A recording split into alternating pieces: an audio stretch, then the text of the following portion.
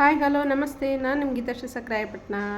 ಇವತ್ತೇನು ರೆಸಿಪಿ ತೊಗೊಂಡು ನೋಡ್ತಾ ಇದ್ದೀರಾ. ಇವತ್ತು ನಾನು ಎಲ್ಲ ಥರದ್ದು ಪಾಯಸ, ಒಂದೇ ಥರದ ಪಾಯಸ ತಿಂದು ಬೋರ್ ಆಗಿರುತ್ತೆ. ಅಕ್ಕಿ ಪಾಯಸ ಆಗಿರ್ಬೋದು, ಶಾವಿಗೆ ಪಾಯಸ ಆಗಿರ್ಬೋದು, ಗೌಲೆದ್ದು ಅಥವಾ ಸಬ್ಬಕ್ಕಿದು, ಪ್ರತಿಯೊಂದು ಎಲ್ಲ ಥರದ್ದು ಮಾಡ್ತಾಯಿರ್ತೀವಿ, ಹೆಸರು ಕಾಳ್ದೆಲ್ಲ. ಈಗ ನಾನು ಹುಳ್ಳಿಕಾಳನ್ನ ಬಳಸಿ ಹುಳ್ಳಿಕಾಳು ಪಾಯಸ ಮಾಡಿದ್ದೀನಿ. ತುಂಬ ರುಚಿಯಾಗಿರುತ್ತೆ, ಹಂಗೆ ಆರೋಗ್ಯಕರವಾಗಿದ್ದು ಸಹ ಇದು. ಹಾಗೆ ನಾನಿಲ್ಲಿ ಹುಳ್ಳಿಕಾಳನ್ನ ಚೆನ್ನಾಗಿ ಆರಿಸ್ಕೊಂಡು ಹುಳ್ಳಿಕಾಳು ಪಾಯಸ ಮಾಡೋದಕ್ಕೆ ಅಂತೇಳ್ಬಿಟ್ಟು ಚೆನ್ನಾಗಿ ಬೇಯಿಸೋದಿಡ್ತಾ ಇದ್ದೀನಿ.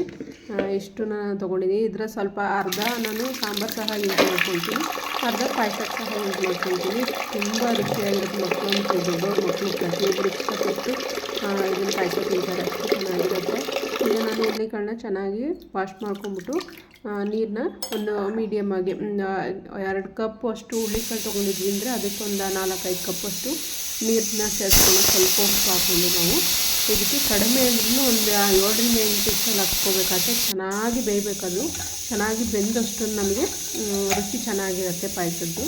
ಹಾಗಾಗಿ ನಾನು ಅದರಲ್ಲೇ ಸಾಂಬಾರಿಗೂ ಸಹ ಎತ್ಕೊಳ್ತೀನಿ. ಸಾಂಬಾರಿಗೂ ಅಷ್ಟೇ ಚೆನ್ನಾಗಿರುತ್ತೆ.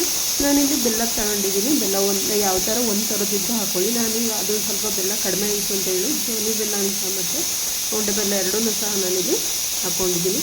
ಜೋನಿ ಬೆಲ್ಲ ಫ್ರಿಜ್ಜಲ್ಲಿ ಇಟ್ಟಿದ್ನಲ್ಲ, ಅದಾಗ ಸ್ವಲ್ಪ ಗಟ್ಟಿಯಾಗಿತ್ತು, ಅದು ಹಾಗೆ ಹಾಕ್ಬಾರ್ದು. ನಾನು 1-2 ಸತಿ ಹಾಗೆ ಚೆನ್ನಾಗಿರುತ್ತಲ್ವ ಪುಡಿ ಬೆಲ್ಲ ಅಂತ ಹಾಕಿ ಇದಾಗಿತ್ತು. ಕಲ್ಲಿರುತ್ತೆ, ಅದ್ರಾಗೂ ಸಹ ನೀವು ಹಾಗೆ ಹಾಕಬೇಡಿ. ಅದನ್ನು ಸಹ ಸ್ವಲ್ಪ ಬಿಸಿ ಮಾಡಿಕೊಂಡು ಸೋಸ್ಕೊಂಡು ಹಾಕೋಣದ್ರಿಂದ ಒಳ್ಳೆಯದು. ಬೆಲ್ಲದಲ್ಲಿ ಕಲ್ಲಿದ್ದೇ ಇರುತ್ತೆ. ಹಾಗಾಗಿ ನೋಡಿ, ನಾನು ಕುಕ್ಕರ್ ಕ್ಯಾಪ್ ಓಪನ್ ಮಾಡಿದ್ದೀನಿ.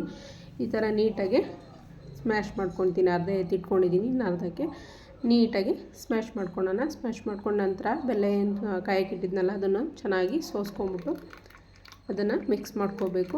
ಹಾಗೆ ನನ್ನ ಚಾನಲ್ ಹಾಗೆ ನೋಡ್ತಾ ಇದ್ದರೆ ಹೊಸಬ್ರಾಗಿದ್ದಲ್ಲಿ ಪ್ಲೀಸ್ ಸಬ್ಸ್ಕ್ರೈಬ್ ಮಾಡ್ಕೊಂಡು ನೋಡಿ. ಹಾಗೆ ವಿಡಿಯೋ ಒಂದು ಲೈಕ್ ಮಾಡಿ ಸಪೋರ್ಟ್ ಮಾಡಿ. ಸಂಪೂರ್ಣ ವಿಡಿಯೋ ನೋಡಿ. ಬೆಲ್ಲದಲ್ಲಿ ಎಷ್ಟು ಇದು ಬಂದಿರುತ್ತೆ ನೋಡಿ, ಚಿಕ್ಕ ಚಿಕ್ಕ ಮರಳು ಥರ ಎಲ್ಲ ಇರುತ್ತೆ. ನೀಟಾಗಿ ಸೋಸ್ಕೋಬೇಕು ನಾವು. ಈಗ ನಾನು ಮತ್ತೆ ಸೋಸ್ಕೊಂಡಂಥ ಬೇಳೆನೂ ಚೆನ್ನಾಗಿ ಮಿಕ್ಸ್ ಮಾಡಿ ನಾನು ಇನ್ನೊಂದು ಪಾತ್ರೆಗೆ ಸರಿಸ್ಕೊಂಡು ಸ್ವಲ್ಪ ಬಿಸಿ ಮಾಡೋಕ್ಕೆ ಇಟ್ಕೊಂಡಿನಿ.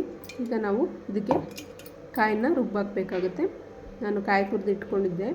ಕಾಯಿ ಮತ್ತು ಸ್ವಲ್ಪ ಗಸಗಸೆ, 1-2 ಏಲಕ್ಕಿನ ಹಾಕಿ ಚೆನ್ನಾಗಿ ಮಿಕ್ಸ್ ಮಾಡ್ಕೊಳ್ಳೋಣ. ಫುಲ್ ನುಣ್ಣಗೆ ಮಿಕ್ಸ್ ಮಾಡಿಕೊಂಡ್ರೆ ಚೆನ್ನಾಗಿರುತ್ತೆ. ಸ್ವಲ್ಪ ನೀರು ಸೇರಿಸ್ಕೊಂಡು ಮಿಕ್ಸ್ ಮಾಡ್ಕೊಂಡ್ಬಿಡ್ತೀನಿ. ನೋಡಿ, ಇಷ್ಟು ಫೈನ್ ಪೇಸ್ಟ್ ಆದರೆ ಸಾಕು ನಮಗೆ. ಈಗ ಕುದೀತಿರೋವಂಥ ಹುಳ್ಳಿಕಾಳು ಪಾಯಸದಕ್ಕೆ ಸೇರಿಸ್ಕೊಳ್ಳೋಣ.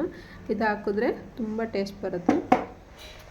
ಇಷ್ಟೇ, ತುಂಬ ಈಸಿಯಾಗೂ ಸಹ ಮಾಡ್ಬೋದು. ಜಾಸ್ತಿ ಯಾವ ಪದಾರ್ಥಗಳನ್ನು ಬೇಕಾಗಿರಲ್ಲ. ಕಾಯಿ, ಏಲಕ್ಕಿ, ಒಂದು ಸ್ವಲ್ಪ ಗಸಗಸೆ, ಬೆಲ್ಲ, ಹುಳ್ಳಿಕಾಳು ಬೇಯಿಸ್ಕೊಂಡ್ರೆ ಸಾಕು. ಪಾಯಸ ಸಹ ರೆಡಿಯಾಗುತ್ತೆ ನಮಗೆ. ಇದಕ್ಕೆ ಬೇಕಂದ್ರೆ ಸ್ವಲ್ಪ ತುಪ್ಪ ಆ್ಯಡ್ ಮಾಡ್ಕೋಬೋದು. ಇಷ್ಟೇ, ಇಷ್ಟು ನೀಟಾಗಿ ಈ ಥರ ಬಂದರೆ ಆಯಿತು. ನೋಡಿ, ಎಷ್ಟು ಉಕ್ಕುತ್ತಾ ಎಷ್ಟು ಚೆನ್ನಾಗಿ ಬಂದಿದೆ ಅಂದರೆ ತುಂಬ ರುಚಿಯಾಗಿರುತ್ತೆ. ನೀವು ಒಮ್ಮೆ ಟ್ರೈ ಮಾಡಿ. ಹೊಸ ಥರದ ಹುಳ್ಳಿಕಾಳು ಪಾಯಸ ತುಂಬ ಟೇಸ್ಟಿಯಾಗಿದೆ. ನಾನೊಂದು 2-3 ಟೈಮ್ ಮಾಡಿದ್ದೀನಿ. ತುಂಬ ಇಷ್ಟಪಟ್ಟು ತಿಂತಾರೆ. ತಣ್ಣಗಾದ್ರಷ್ಟು ಸಹ ಟೇಸ್ಟ್ ಇರುತ್ತೆ. ತುಂಬ ರುಚಿಯಾಗಿರೋವಂಥದ್ದು, ಹಾಗೆ ಆರೋಗ್ಯಕರವಾಗಿಂಥದ್ದು. ನೋಡಿ, ನಾನು ಈಗ ಒಂದು ಬೌಲ್ಗೆ ಸರ್ವ್ ಮಾಡ್ಕೊಳ್ತಾ ಇದ್ದೀನಿ. ಇದು ಬಿಸಿಯಾಗಿರೋದಕ್ಕಿಂತ ತಣ್ಣಗಾದಷ್ಟು ತುಂಬ ರುಚಿ ಕೊಡುತ್ತೆ. ತುಂಬ ಟೇಸ್ಟಿಯಾಗೂ ಸಹ ಇರುತ್ತೆ. ಹಾಗೆ ನೀವು ಸಹ ಟ್ರೈ ಮಾಡಿ ಹೇಗಿದೆ ಅಂತ ಕಮೆಂಟ್ ಬಾಕ್ಸಲ್ಲಿ ಕಮೆಂಟ್ ಹಾಕಿ. Thank you for the watching. Bye. ಇನ್ನೊಂದು ವಿಡಿಯೋದಲ್ಲಿ ಸಿಗೋಣ. ಓಕೆ.